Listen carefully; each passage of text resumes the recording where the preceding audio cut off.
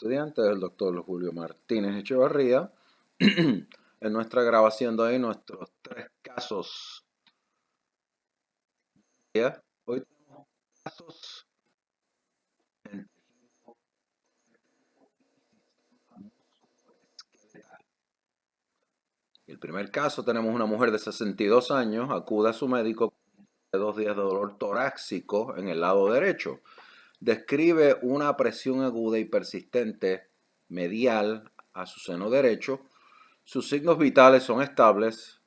El examen físico revela un punto sensible a la palpación sobre la pared torácica y el dolor se exacerba con el movimiento del tronco y la inspiración profunda. No hay hinchazón ni eritema.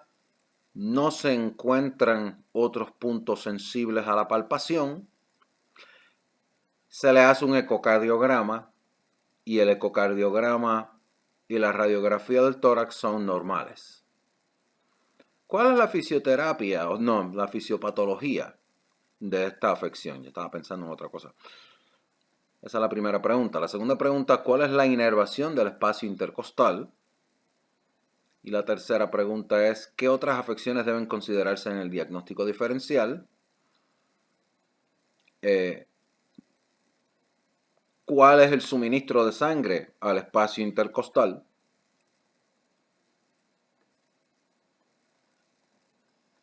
Y en la primera pregunta, ¿cuál es la fisiopatología de esta afección o patofisiología? Esto es costocondritis. Es una inflamación de las articulaciones costocondrales o costoesternales que causa un dolor y una sensibilidad localizadas. Muy a menudo se ven afectados más de una de las 7 articulaciones costocondrales, especialmente entre la segunda y la unión costoesternal. Traumatismos menores, repetitivos o actividades repetitivas son las causas probables, pero las infecciones bacterianas y fúngicas, poco probables en este caso, dado la falta de hinchazón, eritema, fiebre, y la cirugía torácica también pueden estar implicados. Una persona que haya tenido cirugía torácica anteriormente, esto lo hace más susceptible a sufrir de costocondritis.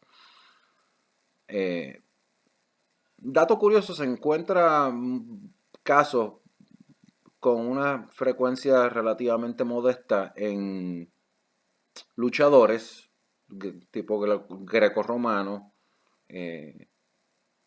y judocas. Pero la afección no empieza a molestar hasta después de cierta edad. ¿Cuál es la inervación del espacio intercostal?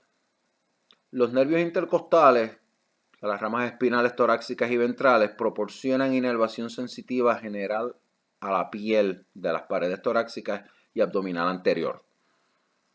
Los dermatomas siguen una distribución similar a una cintura escapular.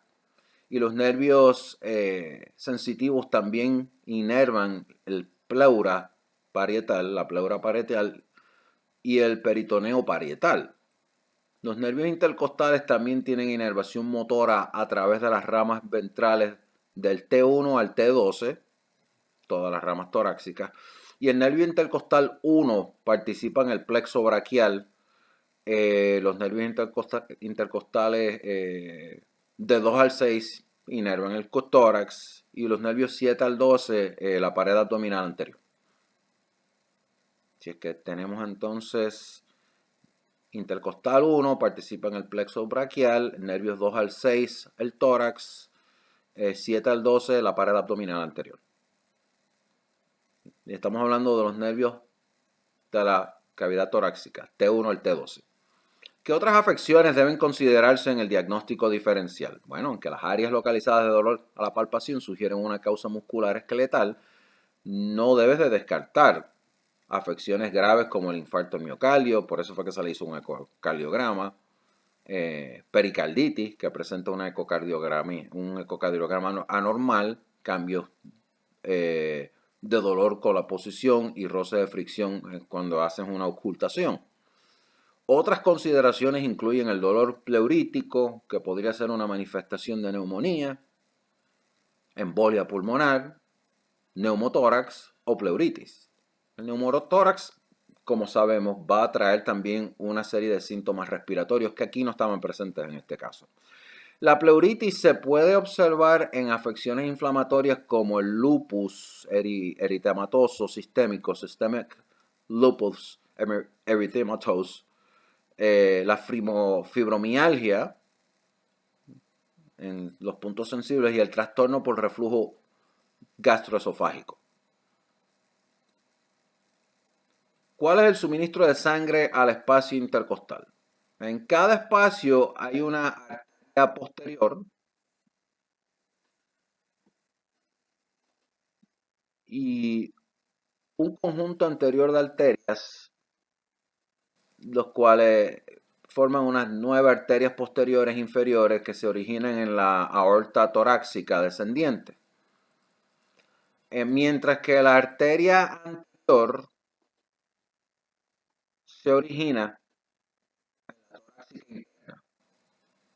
La vena intercostal posterior, la arteria y el nervio discurren juntos como un haz neurovascular a lo largo del borde inferior de cada costilla.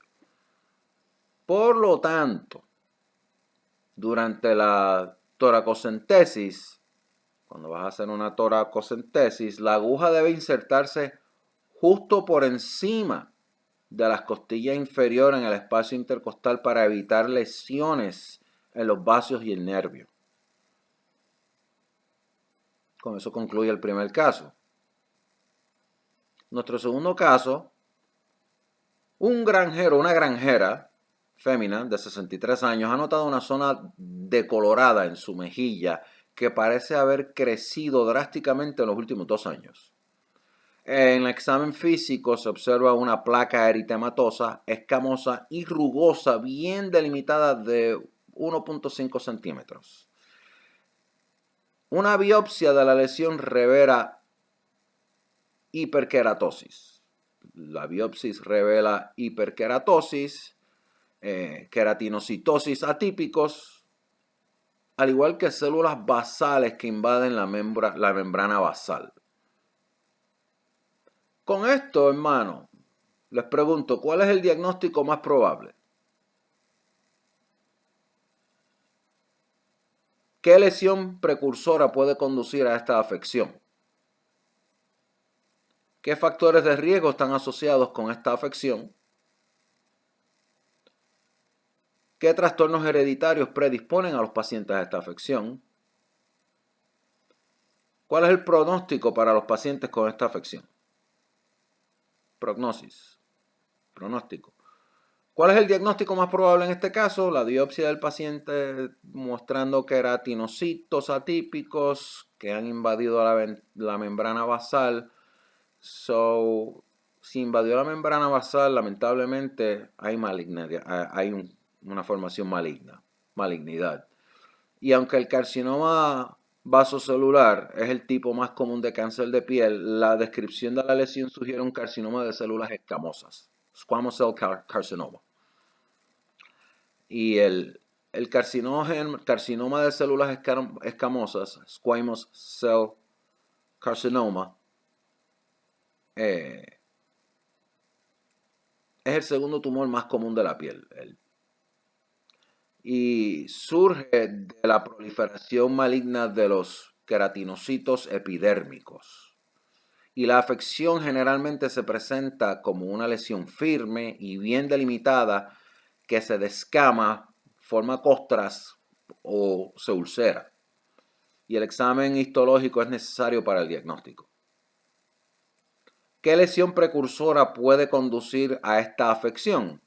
La queratosis actínica, que es una lesión displástica de la epidermis, puede conducir al squamous cell carcinoma, al carcinoma de células escamosas. Y estas lesiones se presentan solo en la piel expuesta al sol y consisten en pápulas hiperqueratósicas que se tienen una textura áspera como papel de lija.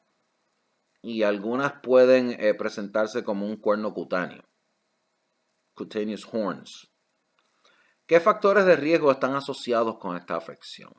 Bueno, el factor de riesgo más importante para el carcinoma de células escamosas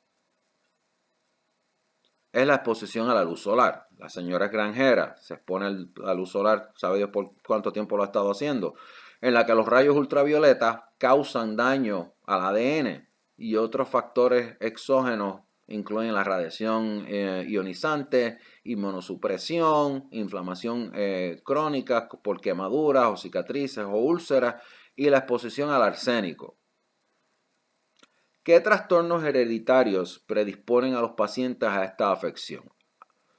El xeroderma pigmentoso, que es un trastorno autosómico recesivo, es poco común, presenta un defecto en la reparación de la excisión del ADN, lo que afecta la capacidad de reparar el daño al ADN inducido por los rayos ultravioleta. El albinismo también se asocia con el squamous cell carcinoma debido a la pérdida generalizada de pigmento debido a la difusión y deficiencia de melanocitos. La prognosis, el pronóstico de los pacientes para esta afección, aunque el carcinoma de células escamosas cutáneo puede ser localmente invasivo, rara vez produce metástasis del 1 al 5% de los casos. Por lo tanto, más del 90% de los pacientes pueden curarse con la excisión local. El último caso del día, tenemos un joven de 17 años llevado al servicio de urgencias en ambulancia tras recibir una herida de bala, un plomazo en el flanco izquierdo. En la exploración se observa un punto de entrada sin heridas de salida. Las radiografías del tórax y abdomen muestran que la bala se desprendió en el flanco izquierdo. Durante la evaluación, el paciente entra en shock hipovolémico, con una presión arterial en constante descenso, medida por última vez en los 60/35. Aquí hay obviamente una hemorragia. Es trasladado de urgencias al quirófano para una laparotomía exploratoria, Los hallazgos de laboratorio, y agarren su tabla de los análisis de laboratorio más comunes. El análisis de laboratorio en este paciente muestra un hematocrito de 22%, recuento de glóbulos blancos de 17.000, que ya mencioné de 60/35. Pero como las preguntas aquí no son tan directas, y esa es la idea de que se estudie en este formato para que concienticen los temas más abarcadores en el USMLE, ¿qué estructuras retroperitoneales del abdomen podrían haber impactado la bala? ¿Qué capas de la pared abdominal lateral y anterior tendría que penetrar la bala para llegar al peritoneo?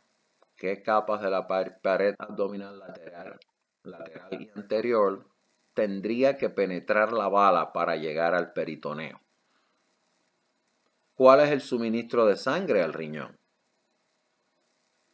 ¿Cuál es el suministro de sangre al vaso? Acuérdense que el tiro fue en el lado izquierdo. ¿Qué órganos irrigan la vena esplénica? ¿Y cuáles son las capas histológicas de la piel? Aquí vamos a cubrir un montón de temas en esta pregunta. Por eso escogí el caso. Este caso abarca varias preguntas de diferentes temas del USMLE. ¿Qué estructuras retroperitoneales del abdomen podrían haber impactado la bala? Bueno, una regla que debemos de tener en cuenta: la glándula suprarrenal, la aorta, el duodeno, el segundo y tercer segmento del duodeno, el páncreas. Estos son órganos que pudo haber dañado la bala. Los uréteres, obvio, el colon, ascendente y descendente, los riñones, el esófago ¿Qué capas de la pared abdominal lateral y anterior tendrían que penetrar la vara para llegar al peritoneo? Y las capas de la pared abdominal lateral son la piel, la bala pasa por la piel, pasa por la fascia del camper, camper's fascia, pasa por la fascia de Scarpa, Scarpa's fascia, pasa por la fascia profunda, llega al músculo oblicuo externo, esta bala es peposa, pasa al músculo oblicuo interno, ahí pasa a la fascia del músculo transverso del abdomen, y la bala sí quiere hacerle daño a este tío. Pasa por la grasa extraperitoneal y llega al peritoneo. Tremenda balita. Las capas de la pared abdominal anterior superiores a la línea arqueada, la línea horizontal inferior al ombligo, que delimita el límite inferior de la capa posterior de la vaina del recto abdominal y el punto en el que los vasos epigástricos inferiores van a perforar el recto abdominal. ¿Cuáles serían? ¿Cuáles serían las capas de la pared abdominal anterior superiores a la línea arqueada, que es la línea horizontal inferior al ombligo, que delimita el límite inferior de la capa posterior de la vaina del recto abdominal, y es el punto en que los vasos epigástricos inferiores perforan el recto abdominal, serían la piel. 2. Camper's fascia, fascia de Camper. 3. Fascia de Scarpa. 4. Fascia profunda. 5. Oblicuo externo. Estamos en la pared abdominal. La pared abdominal anterior. Discutimos las capas de la pared abdominal lateral en la otra premisa.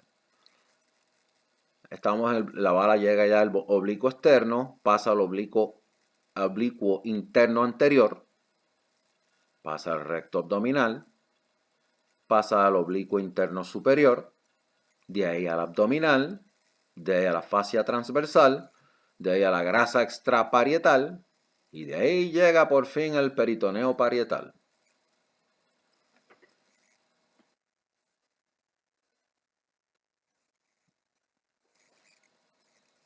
¿Cuál es el suministro de sangre al riñón?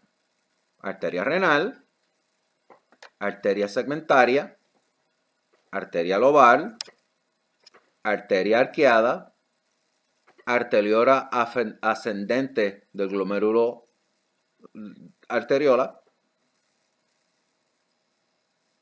arteria eferente, vasos rectos, vasa segmentaria y finalmente la vena renal. Así que el suministro de sangre al riñón, arteria renal, arteria segmentaria, arteria lobar, arteria arqueada, arteriola eferente del glomérulo arteriolo, el eferente, vasos rectos, venas segmentarias y la vena renal. Un total de 9. ¿Cuál es el suministro de sangre al vaso? El principal suministro de sangre proviene de la arteria esplénica, que es una rama del tronco celiático o celíaco. Las otras dos ramas son las arterias gástricas L y la hepática común. La arteria gastromental L y la arteria gástrica corta son ramas de la arteria esplénica. Así es que el principal suministro de sangre proviene de la arteria esplénica, que, como mencionamos, es una rama del tronco celíaco. ¿Qué órganos irrigan la vena esplénica? La vena esplénica comienza en el hilio esplénico y recibe sangre del estómago, del páncreas y la vena mesentérica inferior. La vena esplénica se une con la vena mesentérica superior y así forman la vena portal hepática. Repito, ¿qué órganos irrigan la vena esplénica? Y todos estos son posibles daños que hizo la bala en nuestro individuo. La vena esplénica comienza en el hilio esplénico, recibe sangre del estómago, el páncreas y la vena mesentérica inferior. Y la vena esplénica se une con la vena mesentérica superior para formar la vena portal hepática. Amén. Pregunta en este caso, ¿cuáles son las capas histológicas de la piel? Esta es una pregunta genérica de histología. Enumeradas de superficie a profunda serían el estrato córneo, el estrato lúcido, que se da solo en las palmas de la mano y la planta de los pies, el estrato granuloso, el estrato espinoso y finalmente el basal. Las capas histológicas de la piel, de superficie profunda, estrato córneo, lúcido, que se da solamente en las palmas de las manos y en la planta de los pies, el granuloso, el espinoso y el basal. Y si lo vamos a recitar de profunda superficie, pues es opuesto. Basal, espinoso, granuloso, lúcido, en las palmas de la mano y la planta de los pies, el córneo, y eso termina nuestra sesión de hoy, nuestros 3 casos de repaso de la criolla. Pues se me lee paso 1 que se ofrece en Puerto Rico, un repasito en ciencias clínicas orientadas a ciencias básicas, mejor dicho, perdón, ciencias básicas, preparándote para que hagas tus rotaciones en sistemas musculoesqueléticos. Con eso me despido de ustedes hasta la semana que viene, cuando voy a grabar un par de sesiones más de casos clínicos. Voy a irme en vivo de patología, 5 preguntas de escoge múltiple. Multiple choice questions in pathology en 3 minutos en vivo. Hoy es viernes 13 de junio del año 2025. Se despide de ustedes el doctor Martínez.